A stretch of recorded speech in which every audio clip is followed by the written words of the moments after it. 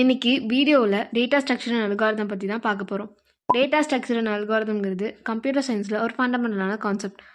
அது ஒரு டேட்டாவை எப்படி ஆர்கனைஸ் பண்ணுறதுனும் எஃபிஷியண்ட்டாக யூஸ் பண்ணுறதுனும் சொல்லணும்.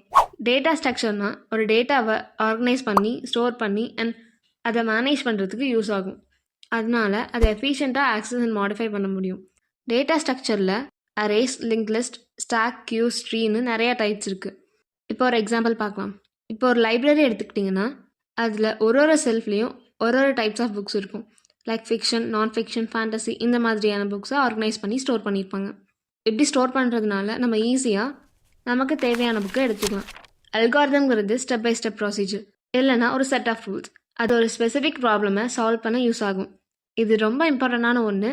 இது டேட்டாவை மேனிப்புலேட் பண்ணி டிசைர்ட் அவுட்கம் தரும். இதில் ஷார்ட்டிங், சர்ச்சிங், கிராஃப், க்ரீடி மாதிரியான அல்காரிதம்ஸ் யூஸ் பண்ணணும். இப்போது லைப்ரரியில் ஃபிக்ஷனல் புக்ஸ்லாம் ஒரு செல்ஃபில் இருக்கும். அது ஆல்ஃபபெட்டிக் ஆர்டரில் இல்லாமல் மிக்ஸ்டாக இருந்தால் எடுக்க கஷ்டமாக இருக்கும். அப்போது நம்ம ஷார்ட் அல்காரிதம் யூஸ் பண்ணி ஆல்ஃபபெட்டிக்கல் ஆர்டரில் அரேஞ்ச் பண்ணிக்கலாம். ஸோ தட் ஈஸியாக புக் எடுத்துக்கலாம். டேட்டா ஸ்ட்ரக்சர்ஸ் அண்ட் அல்காரிதமை ஒரு சீரீஸாக நம்ம சேனலில் போட போகிறோம். ஸோ அதோட first video stack and queue சேனலில் இருக்குது, செக் பண்ணி பாருங்கள். இந்த சீரீஸை மிஸ் பண்ணாமல் பார்க்கணுன்னா சேனலை சப்ஸ்கிரைப் பண்ணிவிட்டு லைக் பண்ணிவிட்டு ஷேர் பண்ணுங்கள்.